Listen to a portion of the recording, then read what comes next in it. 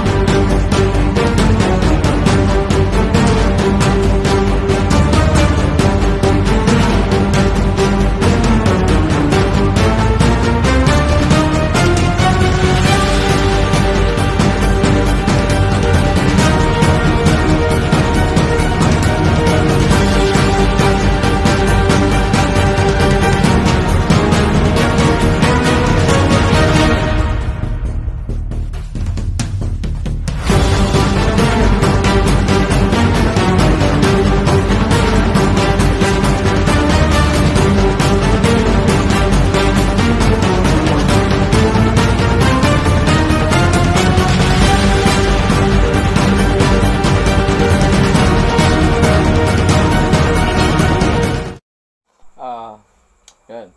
May apat na part ang class struggle and class conflict. Yung una, formulation of definition of crime.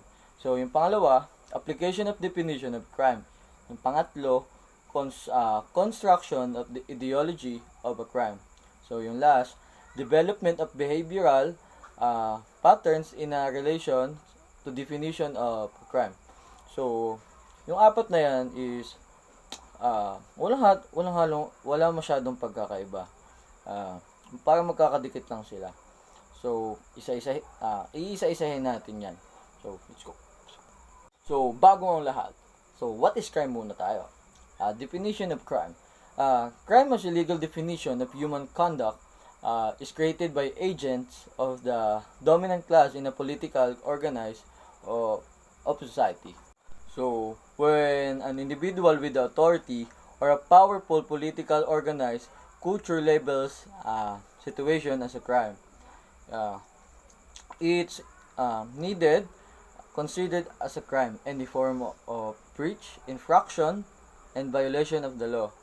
In the case refers to a criminal offense as a result to this situation. According to traditional criminology, criminality is described as conduct that breaks and violates the criminal law. So note, formulating and application of definition of crime. Definition of crime are composed of behaviors that conflict with the interests of the dominant class. Definition of crime are applied by the class that has the power to shape the enforcement and administration of the law. So your formulating daw is crime, and its definition is composed of behaviors that affects the interests of those who are the higher class of sector. In other terms, of those who have power. Crime may also be applied by those who have the power to shape or manipulate the law, whether by the enforcement or the administration of the law. So, next slide. How behavior patterns develop in relation to definition of crime. Behavior patterns are structured in relation to definition of crime, and within this context, people engage in action that have relative probabilities of being defined as a criminal. Researcher are the one responsible for studying and identifying a lot of things in general for the certain topic according to one behavior patterns are created because it's somehow related and connected to this they said definition of crime. Also, according them, there are certain action one may do have relatively probabilities that can be defined as a crime. It contrasts to criminal meaning, specify activity, uh, patterns give action an individual substance. As a result of other people's response, uh, people will form personal action habits that make them more likely to be labeled criminals in the future. Next slide.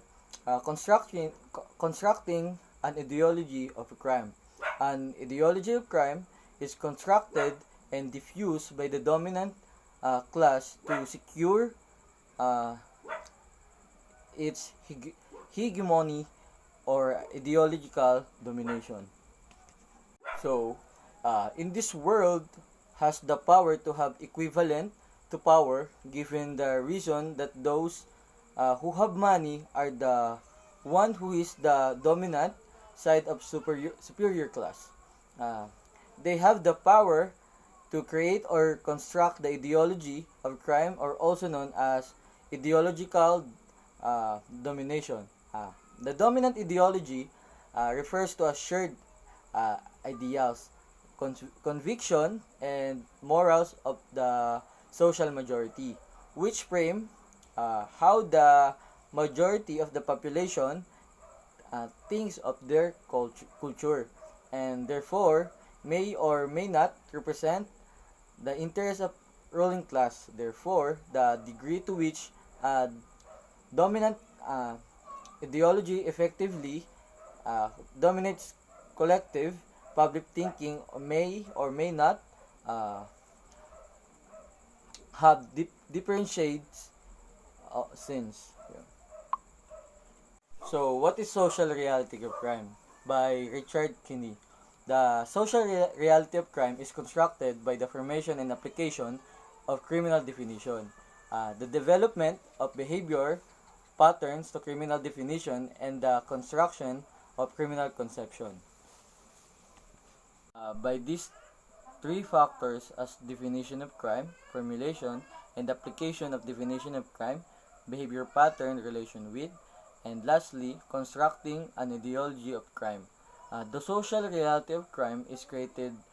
These factors are the reality of social crime, reality that crime is labeled and defined as one if someone dominant will do so will list the behavior of crime may or most likely will be for those who are submissive to dominance. These submissive are most likely will be labeled as criminal.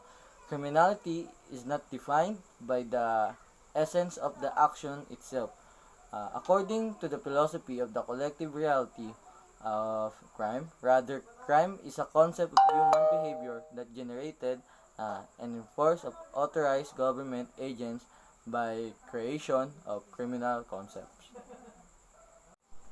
So, what is left realism? Political ideology that focuses on the causes of crime and deviance. Left realist believe that living in a capitalistic society, as in society where private entities control trade and industry instead of the state, is the main cause for crime in a capitalistic society. This is cultural inclusion, meaning that everyone who lives within the society can pursue the ideas and concept under the capitalism. So, on left realism is political ideology that focuses on crime and standard that have been accepted. Those who believe that living in a capitalistic society wherein a society controls private trades and industries instead of the country itself is called the left realist. They also believe that capitalistic society is the main source of crime in a society. Cultural cultural inclusion exists is in the capitalistic society, whereas everyone who lives within the said society can pursue anything they wish to be as long it is realistic and under capitalism. Reason for crime. There are the major reasons for people to commit crimes. These three factors create the criminogenic triangle, and each factor works of another to create a criminal deviant motivation. Many factors can be considered as a reason when a crime is committed. But for those lessons, there are three major reasons or factors that affect a person, leading them to commit a crime. Then they will be called criminals. Biologically, a hypothesis regarding the origin of crime is dependent on the notion or one's perspective that an individual's interest in criminal behavior is influenced by the human body, whether by genetic genes, evolutionary forces, brain patterns, or the function of the hormones. There are known common factors that changes our individual perception it comes to behavior. So, what is relative deprivation? This rise of social media has made this factor the front runner for developing a criminal perspective. According to this idea, more people are exposed to advertising, consumerist propaganda, and the same time they're continually exposed to how much they don't have or can acquire by seeing all the things everybody else does. This the relative deprivation. This factor has become to front runner or known as the main concept is getting on the criminal's perspective due to so much social media. According to this idea, more people are exposed and to advertising and consumerist propaganda. These advertisements are created to persuade the consumer to purchase the product that they advertising, and by seeing this many are continually seen with one they don't have or can have. Homicide, assault, and theft were all linked to relative deprivation, which is known as the state of being possessing, enjoying, or using something due to income inequality, as well as marker of low social capital.